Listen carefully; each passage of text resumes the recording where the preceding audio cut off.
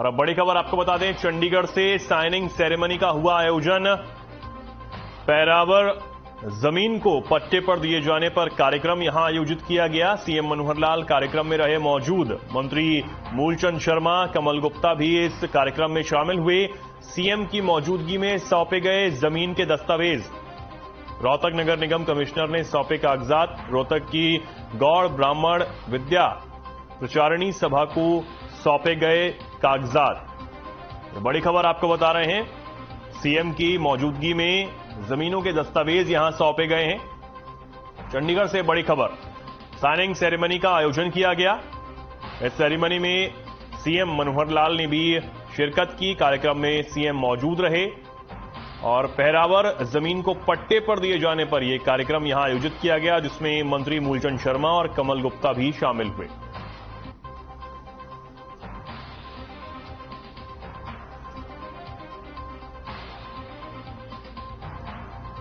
तो ये बड़ी खबर आपको बता रहे हैं चंडीगढ़ से, जहां सीएम मनोहर लाल कार्यक्रम में मौजूद रहे। साइनिंग सेरेमनी का यहां आयोजन किया गया। पैरावर जमीन को पट्टे पर दिए जाने का ये कार्यक्रम यहां था, जिसमें सीएम मनोहर लाल पहुंचे, शामिल हुए। साथ ही मंत्री मूलचंद शर्मा और कमल गुप्ता भी इस कार्यक्रम में शामिल हुए।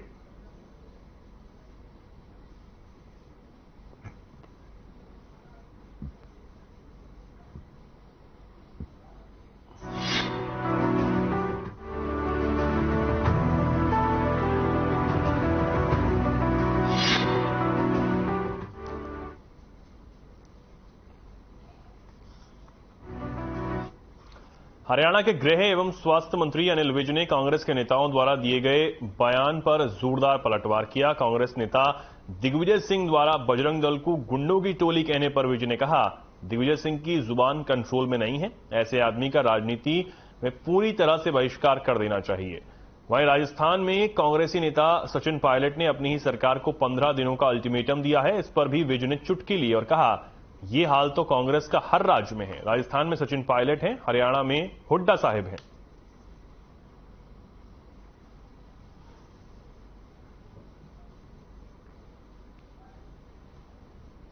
दिग्विजय सिंह तो हमेशा उसकी जवान उसके कंट्रोल में नहीं है और उसका बॉडी कुछ कह रही होती है और मुंह कुछ बोल रहा होता है। हमेशा वो इस प्रकार का अनर्गल बातें करता है। जो ऐसे आदमियों को तो राजनीति से पूरी तरह से बहिष्कार कर देना चाहिए, इनको बाहर कर देना चाहिए। ये तो लगभग कांग्रेस की हर प्रदेशों में यही हाल है। वहाँ सचिन पायलट है, यहाँ पर हुड्डा साहब और शैलजा हैं, हुड्डा साहब और किरण चौधरी है, हुड्डा साहब और सुरजेवाला हैं। हर प्रदेश में है और कर्नाटक में भी आप देख रहे हो कि अभी से जंग शुरू हो गई। तो कांग्रेस का तो संगठन का पूरी तरह से ढांचा टूट चुका हुआ है।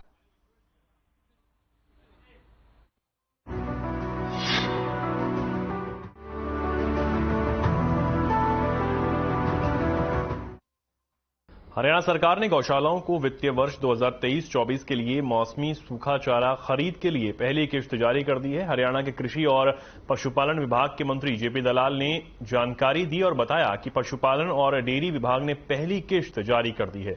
बता दें कि प्रदेश की 546 पंजीकृत गौशालाओं ने सरल पोर्टल पर आवेदन किया था और प्रदेश की 546 गौशाला के लिए 35 करोड़ से भी ज्यादा की राशि जारी हुई और गौशालाओं के बैंक खातों में सीधा किश्त राशि ट्रांसफर होगी।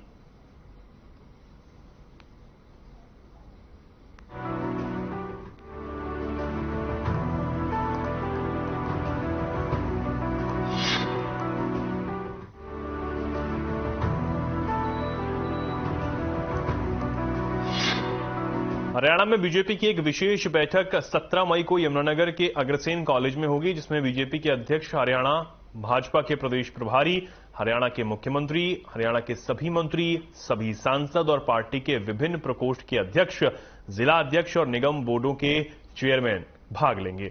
समाज कल्याण बोर्ड की चेयरपर्सन मलिक रोजी आनंद ने बताया कि इस बैठक को लेकर जोरदार तैयारियां की जा रही हैं। उन्होंने कहा कि मुख्यमंत्री, पार्टी अध्यक्ष और प्रदेश प्रभारी कार्यकर्ताओं को दिशा निर्देश देंगे, जो हरियाणा के कोने कोने से इस बैठक में भाग लेने के लिए आ रहे हैं।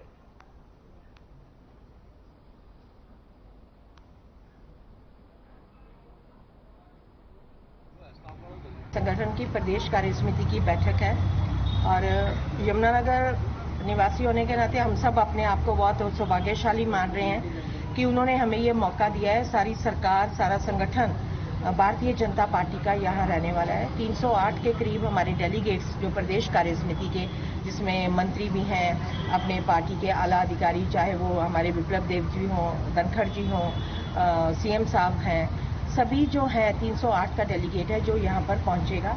तो यहाँ पर हमें ये जो पंडाल है, ये जो वीआईपी हैं उनकी फूड मैनेजमेंट का उनका यहाँ पर रहने वाला है।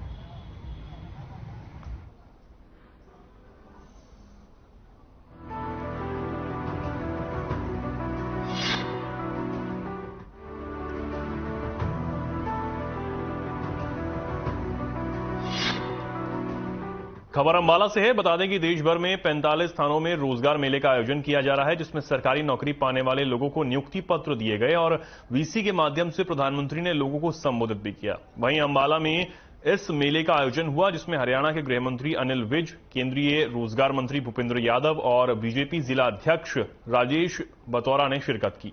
कार्यक्रम की शुरुआत हिंदी संस्कृति के तहत दीप प्रज्वलित कर की गई। इस कार्यक्रम में 210 लोगों को नियुक्ति पत्र दिए गए हैं। वहीं अपने संबोधन में केंद्रीय रोजगार मंत्री भूपेंद्र यादव ने कहा कि प्रधानमंत्री नरेंद्र मोदी ने युवाओं को रोजगार देने की बात की थी और सरकार अपना वादा निभा रही है। जब से बीजेपी की सरकार आई है, तब से देश में विकास की झड़ी लगी हुई है। वहीं गृह मंत्री अनिल विज ने अपने संबोधन में कहा कि देश में कोने कोने में विकास करने का काम प्रधानमंत्री मोदी कर रहे हैं और उन्होंने भारत को विकसित राष्ट्र बनाने का सपना भी देखा है।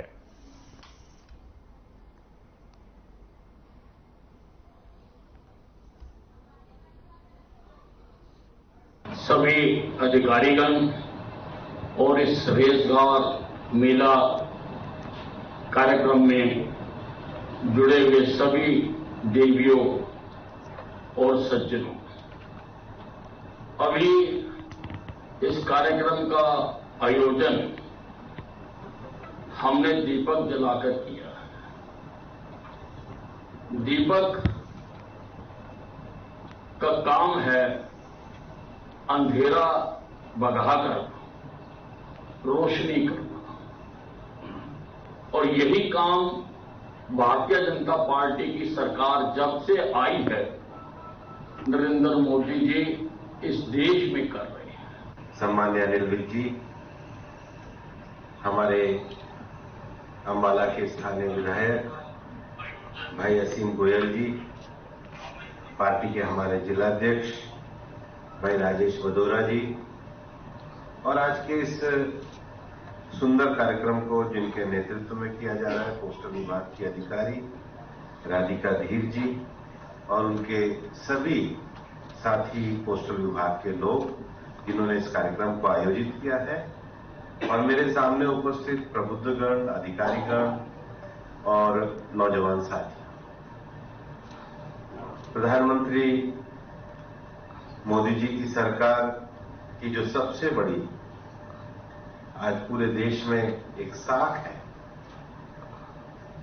वो साख ये है कि मोदी सरकार जो कहती है वो करती है।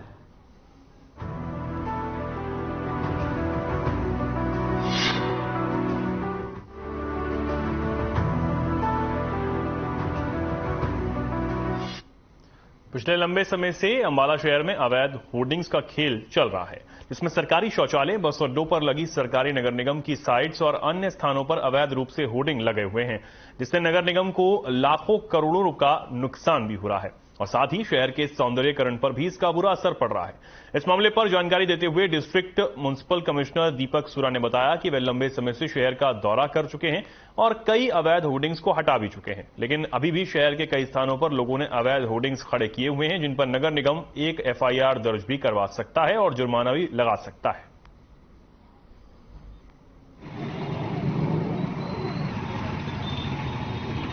जो एडवर्टीजमेंट पॉलिसी थी 2018 की थी, वो अब सुपरसीड करते हुए 2022 में गवर्नमेंट ऑफ हरियाणा ने नई पॉलिसी पूरे हरियाणा के लिए लागू की है।